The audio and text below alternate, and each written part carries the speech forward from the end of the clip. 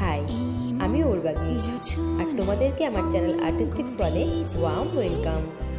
ছোট থেকে দেখছি আমার জন্মদিনের পায়েসটা বাবাই বানিয়ে আসছে, আর অন্য সময় যদি ইচ্ছা করে পায়েস খেতে, সেটা মা বা আমি দুজনে রান্না করি। বাবার হাতের পায়েসের কিন্তু একটা আলাদাই স্বাদ হয়। প্রথমে গোবিন্দভোগ চালটাকে ধুয়ে জল ঝরিয়ে শুকিয়ে রাখে, তারপর তার মধ্যে একটু ঘি ভালো করে মিশিয়ে রেখে দেয় 10 মিনিটের মতো। পরে এই চালটাই রান্নায় ব্যবহার করে। বাবার রান্নার স্পেশালিটি হচ্ছে বাবা ওর মধ্যে বাতাসা আর মিষ্টি দেয়, আর গরুর দুধের সঙ্গে সঙ্গে গরম জলের মধ্যে গুলে কিছুটা পাউডার আমল দুধও ব্যবহার করে।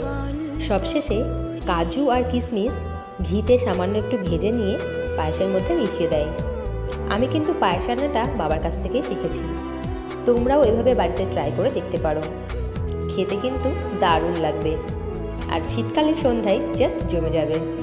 Thanks for watching.